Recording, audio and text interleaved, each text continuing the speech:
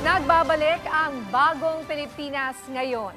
Mga activities at paghahanda para sa Cooperative Month ngayong taon ating alamin kasama po si Cooperative Development Authority Assistant Secretary Mirla Paradillo. Asek Paradillo, magandang tanghali po sa inyo. Magandang tanghali po, Miss Nina, at sa lahat ng mga tagapakinig at taga-subaybay ng inyong programa po. Kumusta po ang inyong paghahanda para po dito sa darating na Cooperative Month at ano po ang tema ng inyong selebrasyon sa taong ito? Opo. Ang aming tema po ngayon ay Cooperative Stronger Together Today for a Brighter Future. Kami po ay handang-handa na at ready na po kaming mag-kick off comes October 1 and nakalatag na po ang lahat ng programa from our office in the central office and to all the regional offices po. Okay, ito po bang Cooperative Month ay sabi nyo nga isasagawa sa iba't ibang rehiyon, no? Sino-sino po ang mga inaasahang dadalo o makikibahagi po dito sa selebrasyong ito? Siyempre po, ang unang makikibahagi dito ay ang mga stakeholders, yung lahat ng kooperatiba sa buong bansa. Sa kanya-kanyang regions po, kasama po natin palagi ang ating mga government offices partners at ang of course, yung LGU, nandyan yan na sumusuporta sa ating co-op. Sa national naman po, meron kasi tayong program na simultaneous sineselebrate ng buong bansa. Nakasama din po natin dito ang Committee on Co-op sa Senate at sa Congress at saka po still ang ating mga national government offices na mga partners po natin. So ano po yung mga specific activities po na inihanda ninyo para po sa selebrasyong ito? Ngayong October 1 po, meron po tayong kick-off activity na gagawin po sa Novotel sa Cubao, Quezon City, kung saan a-attend po ang ating mga partners at ang Committee on Co-op sa Senate at saka sa Congress. Magbibigay po sila ng message of support for this month's celebration. At ganun pa rin po ang ating mga partners at mga co-ops ay kasama natin dito sa kick-off po. At saka sunod-sunod po ito, meron po tayong mga summit sa iba-ibang cluster ng co-op, nationwide po. At saka yung ating culmination will be on October 29. Wherein gaganapin natin ang Gawad Parangal kung saan ang mga natatanging kooperatiba ay bibigyan ng awards and ang ating mga government partners ay bibigyan natin din po ng recognition. Okay, dun sa sinabi niyo pong kick-off, may mga simultaneous events po ba na magaganap sa iba't ibang lugar sa bansa? Yes po, ang aming kick-off ay gagawin namin ng after lunch, that's 2 o'clock in the afternoon. Kasi sa morning po, nakasanayan na po natin na ang bawat region or ang bawat opisina ng CDA ay mag-kick-off din po sila together with the sectors in their respective localities. Okay, mula po sa tema ng Cooperative Month, ano po ang mga programa at prioridad or priorities ng Cooperative Development Authority mula po dito? Marami pong programa ang CDA ngayon sa ating mga kooperatiba.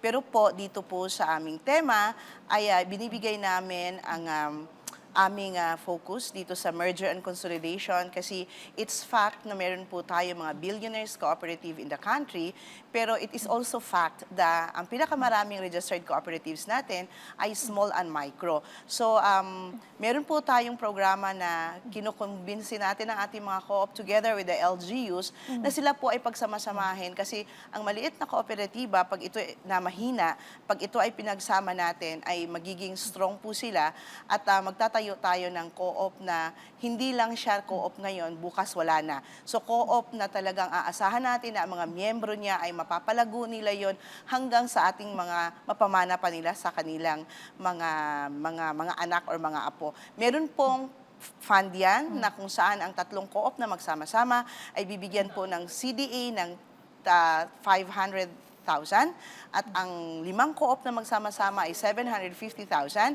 at kung mahigit sa 5 ay bibigyan ng authority ng 1 million. So focus po tayo doon sa maliit na gawin nating malaki and strong. Bakit nga po, para maintindihan ng ating mga kababayan, baka nakikinig sa atin yung mga small and medium nga na mga sectors na maaaring sumali at maging kooperatiba at hindi pa sila kooperatiba, paano po natin sila makukumbinsi? Yung mga hindi kooperatiba po, ini-encourage namin na kung saan merong kooperatiba sa kanilang locality, mag-join po sila. Hindi po natin in-encourage na yung co-op parang sa tabi-tabi na parang kabuti na tumutubo. Kung meron pong mga co-op sa inyong locality, join them. At yung mga maliliit na kooperatiba sa isang locality ay pagsamasamahin natin para isang malaking kooperatiba kung saan matutugunan ang lahat ng pangangailangan ng miyembro. Hindi po natin kailangang maghiwa-hiwalay or magkakalat-kalat tayo para kanya-kanya. Sana po maging ugali natin ang pagsama-sama para maging isang malakas at maunlad na kooperatiba. Oo, yung pong mga pag-consolidate na yan. Yes. Kasi po, kunyari sabihin na natin sa transport sector, sa farming, di ba, sa weaving din. Pero example, medyo controversial kasi ngayon yung sa transport sector. Ma'am, alam ko may gusto kayong ipaliwanag na I know very briefly, mahirap pag sandali lang yung panahon. Pero what can you tell us about this para maintindihan po? Siguro may mga jeepney drivers hindi pa nakumbinse, Or paano po natin sila makukumbinse? Simple lang po. Kung dati tayo ay operator na magdadrive tayo mula madaling araw hanggang alas 10 ng gabi para kumita tayo ng 1,000, hindi na po yun. So, magsama-sama tayo sa isang co-op, magpapatakbo tayo ng mga units na pag-aari ng kooperatiba kung saan tayo ay sinuswelduhan ng 8 hours kung ano yung minimum. Meron pa tayong SSS, meron pa tayong mga pag-ibig benefits. Kung meron yung regular na employees, meron din po ang modern transport. Tayo po ay i-adapt natin kasi sa buong Asia or hindi lang siguro Asia, tayo na lang ang may ganitong sistema na operator system. Wala na po yun. At mas maganda na ang ating kalusugan ay napapangalagaan dahil hindi po maganda ang magtatrabaho ng madaling araw hanggang alas 10 ng gabi sa 1,000. So, 8 hours lang po ang trabaho natin. Suswelduhan tayo, may benefits tayo, at the end of the year, kung magkano po yung kinita ng ating transport co-op, ito po ay paghati-hatian ng bawat miyembro. Ayan. Kasi paano po yung mga operator? Kasi ayaw nila kasi hindi na sila magiging, yun na nga, operator. Mawawalan yung control. Yes, yung old system po natin, hindi na po yun ang magiging sistema kasi po yung ating old jeep ay hindi po siya safe sa pasahero at safe sa driver. Dahil alam naman natin na lahat ng mga materialis doon ay hindi naman siya brand new. Pinagdasama-sama lang. But then, matagal naman natin siyang napakinabangan. Mag-try tayo sa modern jeepney kung saan maraming bansa naman ang mga umaasensong mga miyembro at pati na rin po yung mga nagbigay din po siya ng hindi lang malaking job generation ang ibibigay. Mag-e-empleyado tayo ng mga mekaniko, marami po ang maibibigay ng mga trabaho sa ating mga ordinary mga kababayan. And very quickly lang po sa food security, kasi alam ko prioridad yan ng ating administrasyon. How will you convince our farmers po na maging kooperatiba? Kasi mahirap yung sabi nyo nga, patingi-tingi, kakaunti lang yung mga lupa na kanilang sinasaka. Ngayon po, ang CDA po ay namimigay ng 3-in-1 equipment para sa mga magsasaka. Kung lahat po ng magsasaka ay bibigyan natin, hindi po kaya ng gobyerno. Pero kung tayo pong maliliit na magsasaka, magsama-sama, mapapakinabangan natin lahat ang tulong ng gobyerno. Hindi po kaya ng gobyerno na pumasok sa mga maliliit na lugar at titingnan kayo. Pero kung kayo ay magsama-sama, 1 hektarya, kung sa inyong komunidad, meron 200 hectares na pag-aari ng kanya-kanya. Pag samasamahin po natin yon, tulungan kayo ng gobyerno, bibigyan ng additional capital at modernized na mechanization. Ang inyo pong kita na dati nakaka-harvest lang kayo ng hanggang 10 o 50 kaban, ngayon po ay ang bawat hektarya kikita ng 80 dahil nga sa mechanization na ibibigay ng gobyerno. Napakamalaking advantage po. Kung meron man pong nakikinig ng mga malilit na farmers, pumunta po kayo sa even the Department of Agriculture, gumagawa na rin po nito, CDA, dahil ito po ang pinaka-directive ng ating presidente na pagsamasamahin ang mga small-scale farmers para po ang tulong ng gobyerno tiyak na makakarating sa kanila. Kasi malaki na kayo so nakafocus ang gobyerno sa inyo. Kasi kailangan talaga nating magsama-sama para sa ating food security. Sobra-sobra po ang ating produce kung tayo po ay magsama-sama.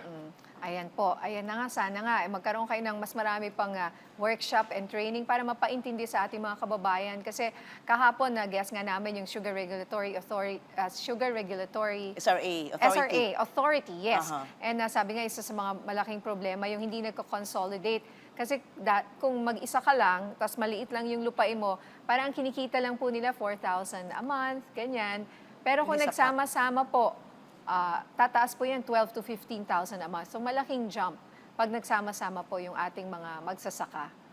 Sana po tulungan lang po tayo ng local government units sa pagpapaintindi. Actually po, Ms. Nina, ngayon, partner namin ang LGU, umiikot po kami para ipaintindi muna sa mga local executives para ipatawag ang mga co-ops at kami po ay magpapaliwanag. Ayan, sana yung LGU, no, talagang Yes po. suportahan Sila po rin ang po susi. ito. Okay.